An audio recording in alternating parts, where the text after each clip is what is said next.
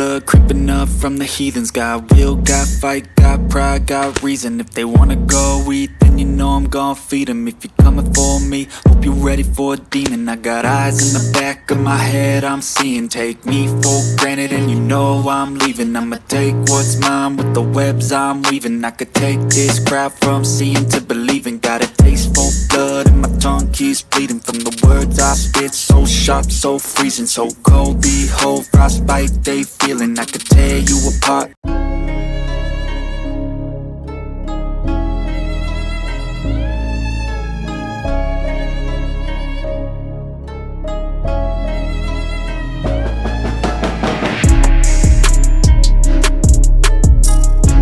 Hey there, freedom fighters, coming back at you with another episode of Freedom's Gear Reviews. And today we're going to be reviewing the Barnett Whitetail Hunter 2. I don't know if you saw my video a while back where I kind of unveiled this thing early, and I had it out, so I figured I'd use it in a prop in that video. But yeah, while I had it out, I was messing with it a little bit, and I said I might as well go ahead and do a review on it. I'd recommend it for, all experience levels, whether you're a novice or, an entry-level person, or I'd say around mid-tier. I had a little experience with some friends' crossbows. And if you're like super experienced, you're probably going to go with a upgraded model to something bigger and better. Alright, so let's run down some of the specs and features of this crossbow.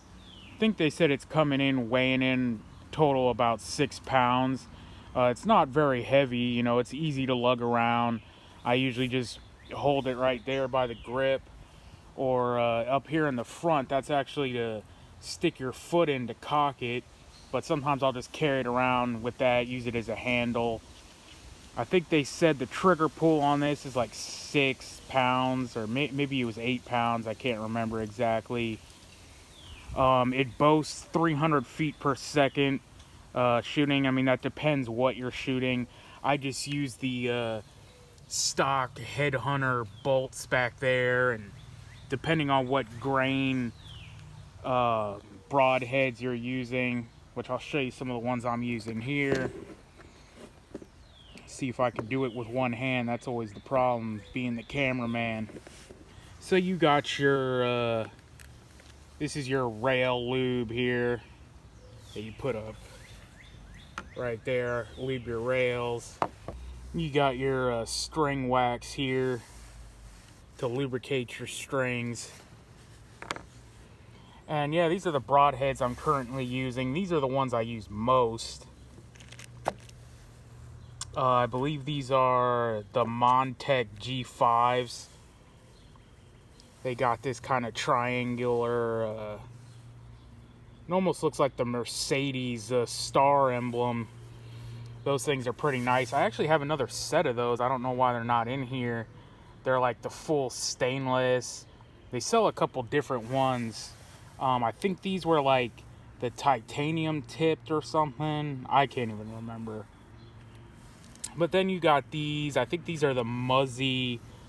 Actually, not the Muzzy. I think they're Magnus. But this is your typical like arrowhead style broadhead. But they also have these other ones that stick out of the top. And I mean, these things can put out some devastating wound tracks. And I'm not going to add any pictures or anything because I've heard they flagged people's videos for like graphic content and stuff like that. So you guys could go check all that out if you want to. There's plenty of hunting videos out there that'll show you, taking down game and what kind of wounds they leave, and, reviewing certain broadheads. But I'm hearing a lot of those hunting channels are having problems with the tube because they're taking it down for graphic content. I don't think I mentioned yet. I mentioned a little bit about, the foot here to cock it. So I'm just using the stock rope cocking device. They do sell a cranking device that I think hooks up right here, and you could crank it to wind up your strings. Oh man, when this thing was brand new, it was actually pretty hard to cock, but now it's broken in, so it's not terrible. But still, if you're, an elderly man or something, or a lady, or you're giving this to your kid, they might need a little bit of help cocking it. The cranking device might be good, but other than that, it's pretty simple and easy to use, pretty straightforward process. Yeah, so you're looking total here at like $350 retail, just for the crossbow, not the broadheads or anything after. But yeah, man, I actually got this a couple years back, and for a steal, I think I got it for like $220 to $250, and you could still find them lower than $350.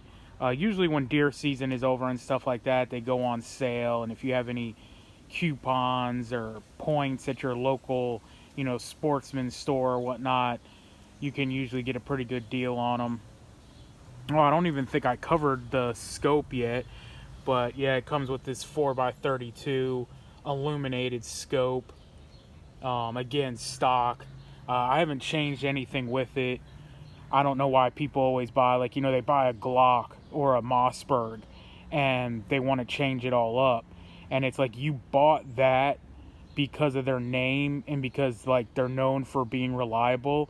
That's what you get when you buy Barnett. That's originally, why I bought it.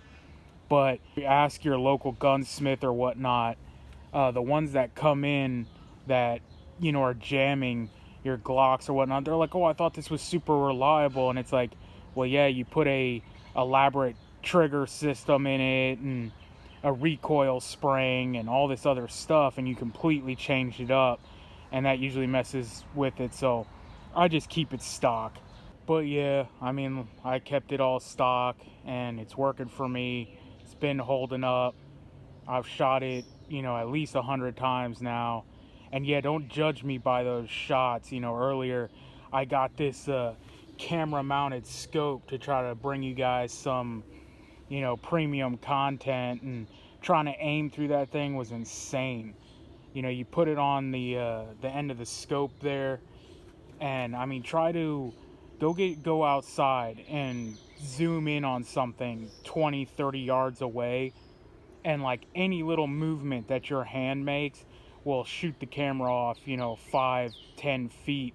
So I'm looking through the lens, and then I was dealing with some sun glare and all kinds of stuff, so my shots definitely weren't perfect. Usually, I'm just banging in bullseyes. I think the best I ever went, I went 10 for 10 in the center one time, and I even got a really good shot one time on a bottle cap. So yeah, I mean, this thing is pretty dead on and accurate. I definitely recommend you look into getting one, for the obvious reason. I mean, taking down game, stuff like that, hunting, and other scenarios. We always talk about the collapse, or SHTF as they call it. And, if you're gonna go Daryl Dixon in the zombie apocalypse, that's what I named this thing. This thing will definitely help you out, and it's silent. That's the main thing. And at the end of the day, self-protection, self-defense. Again, certain people barred from possession of firearms, which I don't believe in, but if that's the case, definitely look into one of these. I don't believe these are outlawed or anyone's unable to possess these. Or always look into your own state and local laws. I don't think like Cali or New York has banned crossbows, but look into that. Don't listen to Freedom Fighter.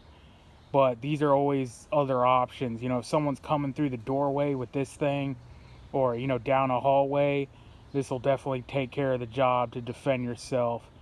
I mean, you're only going to get one shot, though. You're not going to reload this quickly, but so if you miss, you got to be ready to go hands-on. So that's probably going to wrap it up.